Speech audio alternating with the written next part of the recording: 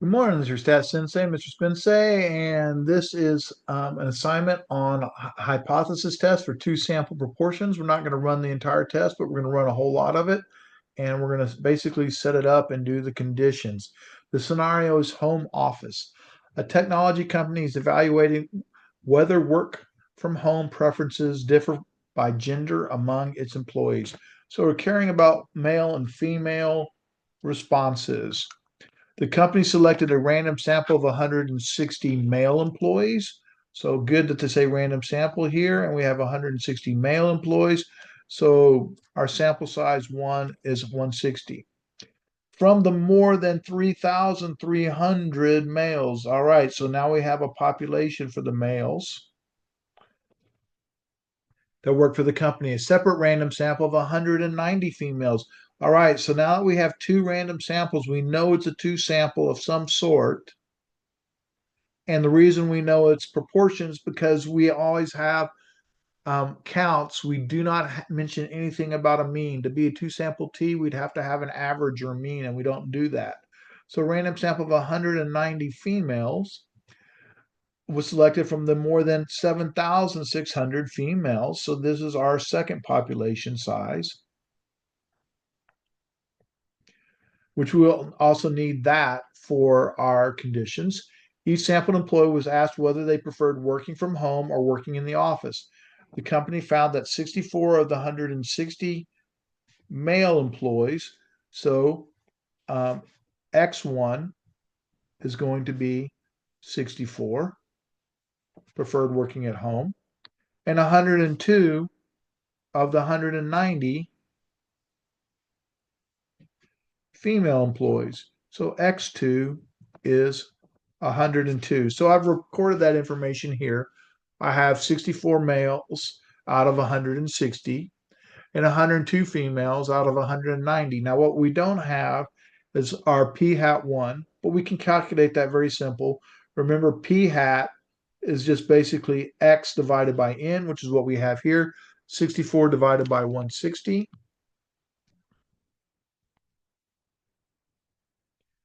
And gives us p hat 1, the proportion of males that want to work at home, and 102 divided by 190 is the proportion of females that want to work at home.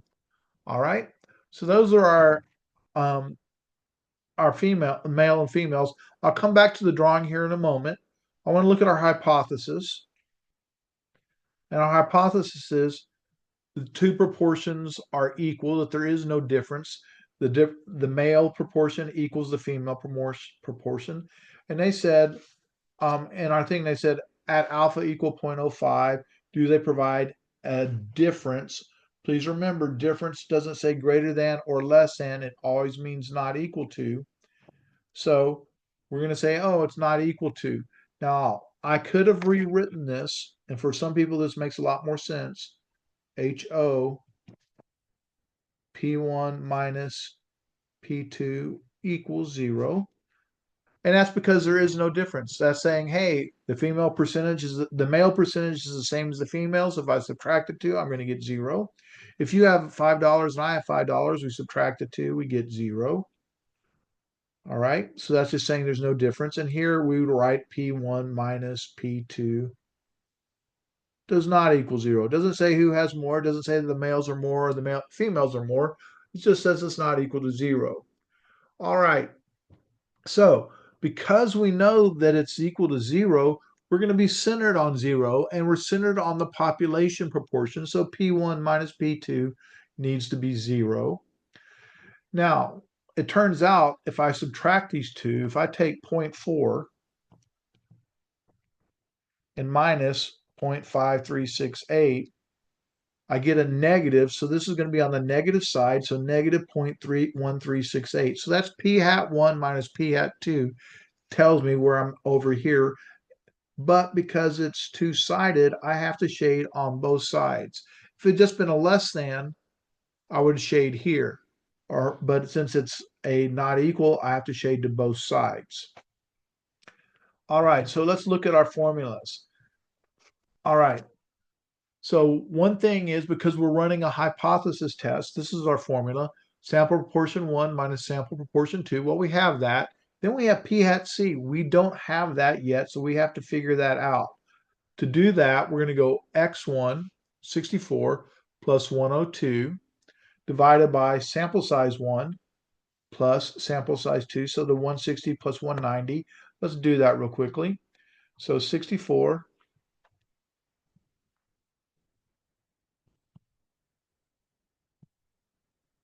is 166. 160 plus 190 is 350. So we have 166 divided by 350, and we end up getting 0.4742. Now we can just start plugging in. So p hat 1, or sample proportion 1 for the males, is 40%, minus sample proportion for the females is 53%, right there. Then we have our p hat c, 0.4742, and then 1 minus p hat combined. And the reason we have combined is because we assume that those two proportions are equal. And if we combine them together, and see, we assumed that they were equal, and if they're equal, combining them together gives us a larger sample size, which gives us better accuracy. So the assumption is they're equal, so that's why they're combined together. And then 1 over the sample size 1 plus 1 over the sample size 2. The purport, because these are the sample of males, 160 males over the 190 females. We're obviously doing a two proportion z-test. Okay. So our parameters, we have to have two parameters because we have two proportions. So let P1 equal the true population proportion of males who want to work at home. And then P2 is the true population proportion of females who prefer working at home. Then our conditions, we're going to have to do two sets because this is a two sample proportion. All right. So the male conditions. Well, first off, we're going to have two random samples. Well, when I look up here, oh, we have a random sample of 160 males and a random sample of 190 females. So that means we have two independent random samples. Sample 1 is 160 males, so that was taken care of, so that was good. And a sample of 190. Make sure we say that they're independent. All right, then we need to make sure our sample sizes aren't too big. So we have to compare them to the population sizes. Well, what were the population sizes? We had 3,300 males for population and 7,600 females. So 160 times 10 is 1,600. That's less than 3,300. So the sample size for the males wasn't too big. And then we went 190 females times 10, because that was our sample size, and 1,900. And our population size, because these are our population sizes right here, was less than 7,600. So the female sample wasn't too big. But here's where it gets a little bit crazy, and you have to be careful. Because now we're going to check to make sure that our sample wasn't too big. Now it's making sure our sample is big enough. Well, to be big enough, we don't use p hat. We use p hat c. All right. Confidence interval p hat 1 and p hat 2. But here we have to use the p hat combined. So what was our p hat combined? Well, our p hat combined was 0.4742. So I'm going to write that down here so we can see it. P hat combined is 0.4742. And we did that by combining our x's and dividing by the combined sample sizes. So we ended up going 160 times 0.4742 and getting 75.87. That's greater than 10, so that was good to go. And then 160 parentheses 1 minus p hat to p, not p hat 2, p hat c, and we get 84, and that's big enough. So this sample was big enough.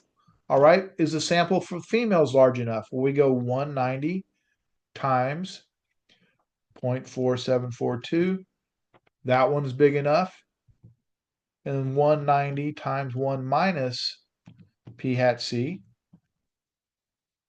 And we see that that one is also big enough. So at this point, we can say both samples are large enough.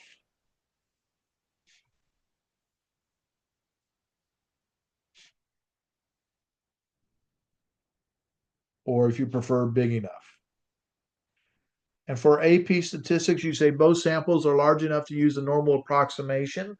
And for here, when we made sure it wasn't too big, we say both samples, the sample sizes for both were less than 10% of the population. The male sample is less than 10% of the female population.